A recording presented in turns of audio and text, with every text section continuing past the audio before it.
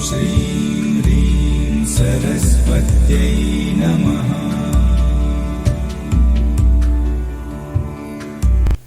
नमस्ते, welcome to history मंत्रा।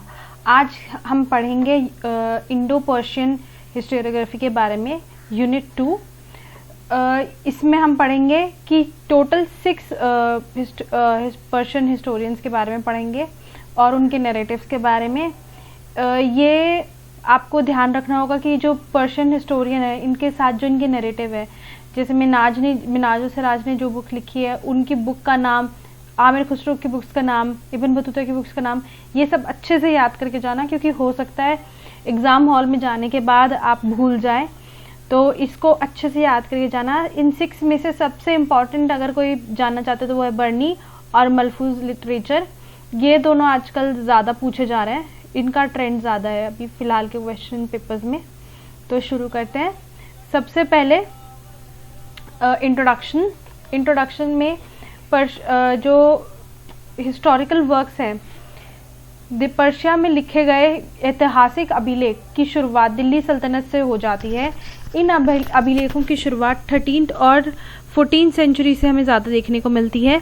इन अभिलेखों को की जो लिखने की में गिरावट आ जाती है वो 18th सेंचुरी से आ जाती है, क्योंकि इसके पीछे 2 कारण हैं। क्योंकि पहला तो मुस्लिम पॉलिटिकल पावर जो थी, उन्होंने इसको पेट्रनेज करना बंद कर दिया था।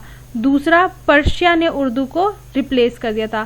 पहले तो भाषा का ही अभाव हो गया, दूसरा इसमें ज़्यादा जो रूलर्स थे वो पेट्रनेज करते नहीं थे, इसीलिए ये इस तरीके के अभिलेख कम हो गए। सबसे पहले मिनास-उस-सिराज काफ़ी बार पूछा गया है और बहुत इंपॉर्टेंट भी है ये हिस्टोरियन। मिनास-उस-सिराज एक फेमस पर्शियन थियोलॉजियन है। ये नोबिलिटी से बिलोंग करते हैं। ये नसूरुद्दीन कुबाचा के यहाँ काजी का काम करते थे और ये इल्तुतमिश के टाइम पर दिल्ली में आए थे। इन्होंने लिखी थी तबख्त-ए-नसीरी, जिस बुक के बारे में हम पढ़ेंगे। ध्यान रखिएगा, तबख्त-ए-नसीरी बुक मत भूल जाइएगा। तबख्त-ए-नसीरी काफ़ी इम्पॉर्टेंट बुक है। ये सिर्फ हमें पॉलिटिकल थॉट के ऊपर बात नहीं करती, कंटेम्प्रेरी और रिलीजियस कंडीशंस के ऊपर भी हमें उस समय में के बारे में बताती है। तबख्त-ए-नसीरी में सिराज ने पॉलिटिकल इवेंट्स को समझाया है, जब से गौरी आए पूरे 1260 CE में, और उसके बाद इन्होंने इसलिए ये एक इम्पॉर्टेंट स्कॉलर बन जाते हैं, क्योंकि ये महत्वपूर्ण जानकारी देते हैं। जैसे कि जब से इस्लाम का उदय हुआ वहाँ से शुरू करते हैं, मिडल ईस्ट में से जो इस्लाम का उदय हुआ वहाँ से, खलीफा की पावर के बारे में, पर्शियन में जो हो रही राजनीति है उसके बारे में बताते हैं। ये इल्तुतमिश को बिलवंट रूलर कहते हैं और रज़िया को ग्रेट मोनार्च कहते हैं। इनके अनुसार रज़िया जो थी उनमें वो तमाम तरीके की खूबियाँ थी जो एक बादशाह में होनी चाहिए। इल्तुतमिश में डिटेल्ड इन्फॉर्मेशन मिलती है हमें दिल्ली सल्तनत के कॉन्स्टिट्यूशन के बारे में, उसमें हो रहे और सल्तनत के एडमिनिस्ट्रेशन ऑर्गेनाइजेशन के बारे में, नॉवेल्टी के बारे में।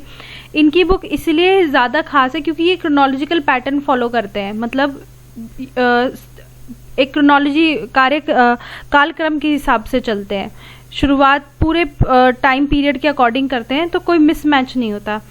तबख्त-ए-नसीरी में इसलिए भी सबसे ज़्यादा इम्पॉर्टेंट है क्योंकि मोहम्मद बख्तियार खिलजी ने जो बंगाल के ऊपर आक्रमण किया था, ये उसका एक लौता सोर्स है। उनके अनुसार नालंदा यूनिवर्सिटी में बख्तियार खिलजी ने नालंदा यूनिवर्सिटी को डिमोलिश किया था, उसे तोड़वाया था, और इसकी वजह से बुद्धिज़्म का पतन हो गया था इंडिया के अंदर। और वो ये भी कहते हैं कि इस नालंदा यूनिवर्सिटी में उन्होंने कम से कम 1000 बुद्धिस्ट मॉन्क को जिंदा जला दिया था। अब आते हैं आमिर खुसरो। आमिर खुसरो ये दूसरे इम्पॉर्टेंट हिस्टोरियन हैं। इस समय में ये बहुत इम्पॉर्टेंट है। इनके जो पिता थे वो इल्तुतमिश के यहाँ काम करते थे, हाई पोस्ट पर थे, और इनकी जो माँ थी वो इंडियन ओरिजिन की थी। इनकी माता का इनके जीवन पर, इनकी पर्सनालिटी पर काफ़ी प्रभाव पड़ा है। ये पहले ऐसे पर्शियन पोएट हैं जिन्होंने संस्कृत और हिंदी दोनों भाषाओं का इस्तेमाल अपने काम में किया है। ये सोशल और कल्चर दोनों डिटेल्स सोशल और कल्चर मतलब दोनों तरीके की डिटेल्स देते हैं अपने टाइम के बारे में। ये खिलजी और तुगलक दोनों के शासन कालों में रह चुके हैं।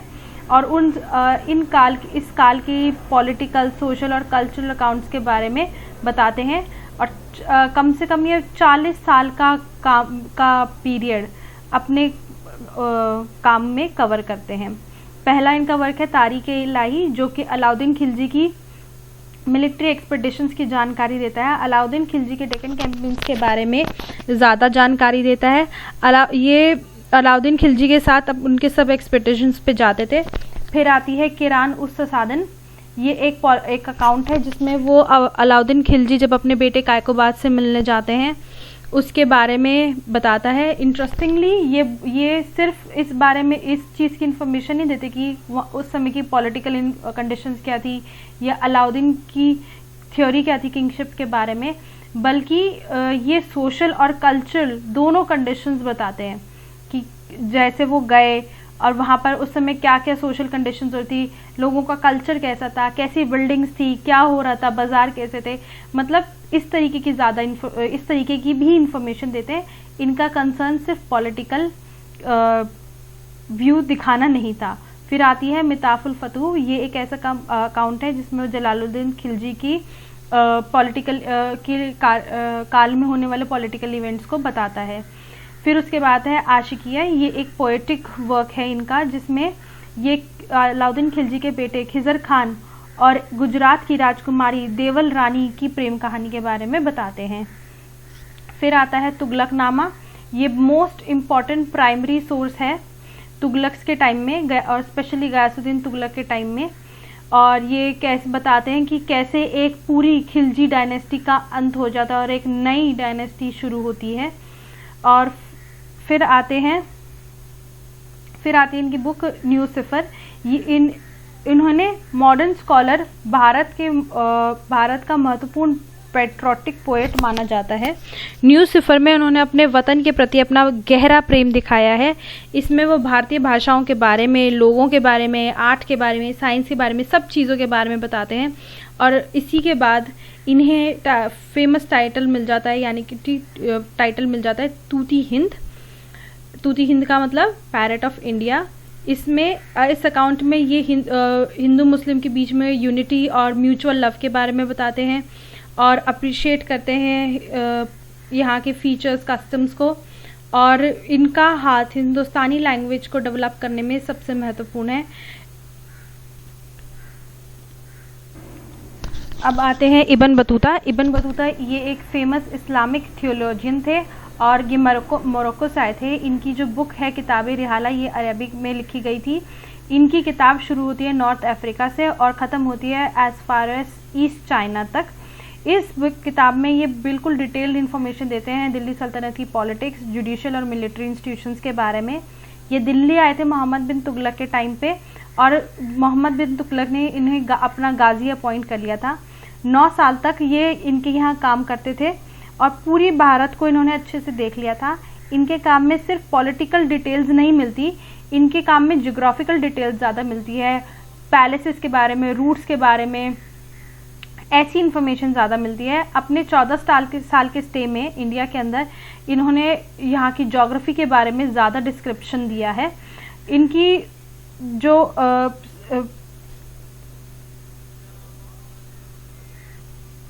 अपने 14 साल के लंबे स्टे के बाद ये यहाँ के लोगों के बारे में विभिन्न तरीके की जानकारी देते हैं। ये पॉलिटिकल अकाउंट, इनका पॉलिटिकल अकाउंट मोहम्मद बिन तुगलक के रिजीम में सबसे खास महत्व रखता है क्योंकि ये उस समय की पॉलिटिक्स में एक्टिवली इन्वॉल्व थे। इनका एक ऐसा भी समय आया था इनके साथ जब मोहम्मद बिन तुगलक ने इनको जेल में डाल दिया था, बाद में इन्हें रिहा भी करा दिया था और रिहा करने के बाद इन्हें चाइना भी भेज दिया था एम्बेसडर के तौर पे। पर ये चाइना जा नहीं पाए क्योंकि इनका जहाज जो था वो रास्ते में ही डूब गया था। फिर ये दिल्ली वापस आ गए थे। उसके बाद ये मालदीव्स भी गए, वहाँ पर 1 साल तक रहे। और इसके आगे हम शुरू करते हैं बरनी। ये बहुत इम्पोर्टेंट है, ये बहुत बार पूछे गए हैं और ज़्यादा इम्पोर्टेंस यही रखते हैं। ज़ियाउद्दीन बर्नी, ये तुर्किश एरिस्टोक्रेसी फैमिली से बिलोंग करते थे। इनको संरक्षण मोहम्मद बिन तुगलक और फिरोज शाह तुगलक ने दिया था।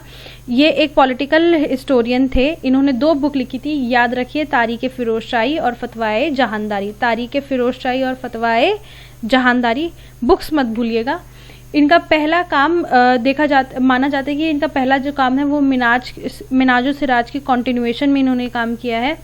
इसमें ये पूरे बलबन के पीरियड से शुरू करते हैं और फिरोज शाह तुगलक के 6ठे रिजीन तक पहुंचा देते हैं इस पूरी बुक को। तो मतलब सोच लीजिए पूरा ही आधा ही दिल्ली सल्तनत ही कवर कर लिया उन्होंने। बर्नी पहले के बादशाहों की पॉलिटिकल फिलोसफीज़ को भी समझाते हैं तारीख़ फिरोज शाही में। और ये पहला ऐसा पहली बार हुआ होगा जब सुल्तान के द्वारा बनाई गई पॉलिसीज़ को एनालाइज करने की कोशिश की और उन पॉलिसीज़ के कॉज एंड इफेक्ट्स भी समझाए गए। इन पॉलिसीज़ के कॉज एंड इफेक्ट भी समझाए गए। ऐसा नोटिस किया जाता है कि इन्होंने अलाउद्दीन खिलजी के economic regulation, market economic regulation या आर्थिक अधिनियम हिंदी में को भी समझा और उसके भी कॉज एंड इफेक्ट्स बताए।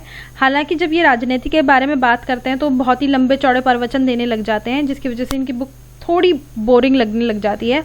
बर्नी के अनुसार बलबन एक बहुत अच्छे राजा थे। उन्होंने सुल्तान की जो पद की जो डिग्निटी है और पावर है वो दिलाई थी उन्हें। सुल्तान की पद की डिग्निटी और पावर और कोर्ट में जो सम्मान उन्हें मिलना चाहिए वो बलबन ने ही उन्हें दिलाया था। उस पद को दिलाया था, मतलब सुल्तान के पद को दिलाया था। ये बर्नी मानते हैं कि बलबन न्यायप्रिय थे और लोगों की डिमांड को पूरा करते हैं। बर्नी रिवेन्यू मैटर्स पर भी काफ़ी बात करते हैं। और उनकी दूसरी किताब है फतवाए जहानदारी, जहां वो अपनी समझ से प्रिंसिपल्स और अकाउंट प्रिंसिपल्स बताते हैं और आइडियल गवर्नमेंट के बारे में बताते हैं। ये उनके अपने पर्सनल थॉट के बारे में, पर्सनल पॉलिटिकल थॉट के ऊपर बुक है, इसलिए शायद ये इतनी फेमस नहीं है। 2 किताबें हैं, दोबारा बोल रही हूँ, तारीख़ फिरोज शाही, फतवाए जहानदारी, किताब मत भूलिएगा। अब हम पढ़ेंगे शम्स ए सिराज अफ़ीफ़ या शम्स सिराज अफ़ीफ़। इनका ताल्लुक़ कुलीन वर्ग से था। ये फिरोज शाह तुगलक के काल में काम करते थे। इन्होंने लिखी थी तारीख़ फिरोज शाही। बर्नी ने भी तारीख़ फिरोज शाही लिखी थी, इन्होंने भी तारीख़ फिरोज शाही लिखी थी। इनके काम के बारे में सबसे ख़ास बात यह है कि ये ऑथेंटिक और अनबायस्ड अकाउंट रखते हैं फिरोज शाह तुगलक के कार्यकाल के बारे में। इन्होंने सुल्तान के द्वारा की गई सभी सोशल एक्टिविटीज़ के बारे में बताया है और वेलफेयर एक्टिविटीज़ के बारे में बताया है। ये अच्छे से चर्चा करते हैं इन सब कामों के बारे में। फिरोज शाह तुगलक के द्वारा बनाए गए मॉन्यूमेंट्स के बारे में, इमारतों के बारे में अच्छे से एक्सप्लेन करते हैं। ये इंटरेस्टिंगली ये इस फिरोज शाह तुगलक द्वारा बनाए गए रूल्स, पॉलिसीज़, इन सब के बारे में बताते हैं। ये इंफॉर्मेशन प्रोवाइड करते हैं उस समय की सोशो इकोनॉमिक कंडीशंस के बारे में और प्रॉस्पेरिटी के बारे में। ये बताते हैं कि फिरोज शाह तुगलक ने जब से आए थे वो नए नए शहर बनवा रहे थे, किस कदर एग्रीकल्चर प्रॉस्पेरिटी हो गई थी जब से कैनाल्स और रिजर्वॉयर्स बने थे। वो बताते हैं कि उनके अनुसार जो फिरोज शाह तुगलक थे वो कुरान की सभी बातों का सख्ती से पालन करते थे। उन्होंने बताया कि जो जजिया था यानी कि पोल टैक्स था, उन्होंने हिंदुओं पर कैसे लागू कराया हुआ, लेकिन वो गलत बातें बताने से भी बिल्कुल नहीं शर्माते थे। उन्होंने बताया कि किस कदर फिरोज शाह तुगलक के यहाँ के टाइम पर डिस्पेरेंसीज यानी कि विसंगति थी। उन्होंने बताया कि जो सेंट्रल आर्मी थी वो डिजनरेट हो रही थी, यानी कि कमी आ रही थी उसके अंदर, और जो एडमिनिस्ट्रेशन वो था वो बहुत ही करप्ट था। अब आता है सबसे इम्पॉर्टेंट मलफूज लिटरेचर। ये बहुत इंपॉर्टेंट है। इसके ऊपर या तो शॉर्ट नोट्स में क्वेश्चन पूछ लिया जाएगा या तो एक पूरा बड़ा क्वेश्चन आपको देखने को मिलेगा क्वेश्चन पेपर में। शुरू करते हैं मलफूज से। ये मलफूज लिटरेचर मिडीवल इंडियन हिस्ट्री में बहुत इंपॉर्टेंस रखता है। मलफूज का मतलब होता है वर्ड्स स्पोकन। इसमें होता ये है जो बड़े बड़े सूफी संत होते हैं उनके द्वारा जो दी गई स्पीचेस और जो बातें कही होती हैं उनको रिकॉर्ड कर लिया जाता है, इसीलिए एक तरीके से इसको वर्ड स्पोकन कहा जाता है। ये बहुत इंपॉर्टेंट है पूरी मिडीवल इंडियन हिस्ट्री को पढ़ने में। इसकी शुरुआत होती तब से है जब खिलजी की डायनेस्टी, खिलजी के पीरियड में होती है, जब निज़ामुद्दीन औलिया के जो डिसाइपल थे जो शिष्य थे उनके पास, उनको ये आइडिया आता है कि जो भी कॉन्वर्सेशन या बातें बता रहे हैं उन्हें समराइज़ करके किताब में लिख लिया जाए। यहीं से होती है मलफूज लिटरेचर की शुरुआत। इसमें जो सूफ़ी संत अपने जो डिसाइपल्स होते हैं उनको मिस्टिक और फिलोसफिकल बातें समझाते हैं, उनके बारे में इंफॉर्मेशन दी होती है। मलफूजात की शुरुआत चिश्ती टेक्स्ट से ही होती है, जिसमें वो बताते हैं कि किस कदर सोशल इक्वालिटी होती है। चिश्ती सिलसिला में इक्वालिटी यहाँ तक थी कि जो स्लेव था और जो मास्टर था उसमें कोई डिफरेंस नहीं मानते थे ये लोग। तवफ़ुफ़ क्या होता है? एक इस्लामिक मिस्टिसिज्म होता है, मेन कंपोनेंट होता है पूरे इस्लामिक कल्चर का। ये इस तरीके की मिस्टिसिज्म इंडिया में तब आई जब तुर्क भारत में आए। मलफूज लिटरेचर मिडीवल हिस्ट्री को पढ़ने में बहुत ज़्यादा इम्पॉर्टेंट है, क्योंकि ये जो नॉर्मल लाइफ है ना, नॉर्मल आम आदमी के बारे में बताता है, ना कि कोर्टली लाइफ और पॉलिटिकल इवेंट्स के बारे में बताता है। ये जो नॉर्मल सोशल और कल्चरल लाइफ है कॉमन पीपल की, उस समय में उनके बारे में इंसाइट देता है। इस समय में जो खानखास थे वो मीटिंग पॉइंट्स थे। इन खानखाओं पे सारे लोग आते थे, मिलकर बैठकर बात करते थे। जो अलग अलग रिलीजन से आए हैं, अलग कास्ट से आए हैं, क्लास से आए, रीजन से आए हैं, वो सब आते थे। मलफूज लिटरेचर की प्रैक्टिस चिश्ती सिलसिला से बढ़कर दूसरे सिलसिलाओं तक भी पहुंची। दो इम्पॉर्टेंट जो ये दोनों चिश्ती सिलसिला के प्रवचनों के साथ का सबसे बड़ा हिस्सा थे। ये दोनों एहसन ए अकवाल और खैर मजलिस, ये दोनों चिश्ती सिलसिला की प्रवचनों का सबसे मेजर हिस्सा थे। इसमें होता ये था, एहसन वाले में तो होता ये था कि चिश्ती सिलसिलाओं की शुरुआत कहाँ से हुई, इसकी ऑर्गेनाइजेशनल प्रैक्टिसेस कैसी थी। जैसे मैंने बताया ना, इक्वालिटी बहुत ज़्यादा मानते थे, तो इस तरीके की क्या क्या प्रैक्टिसेस थी चिश्ती सिलसिला में, उसके बारे में इंफॉर्मेशन है। और दूसरी तरफ है खैर मजलिस, इसमें बताया गया कि बड़े बड़े सूफ़ी संत, उनकी जीवन शैली के बारे में बताया गया। बड़े बड़े सूफ़ी संत जैसे कि कुतुबुद्दीन बख्तियार खाकी, निज़ामुद्दीन औलिया, इस तरीके के। मलफूजात लिटरेचर से हमें संतों की जीवन शैली के बारे में पता चलता है और उनकी इस्लामिक मिस्टिसिज्म के बारे में पता चलता है। इनकी लिटरेरी वर्क से हमें जो नॉर्मल आम आदमी की सोशल और इकोनॉमिक लाइफ थी उसके बारे में पता चलता है। आम आदमी की डे टू डे प्रॉब्लम्स, किस तरीके की प्रॉब्लम्स वो लोग फेस करते थे, उसके बारे में पता चलता है।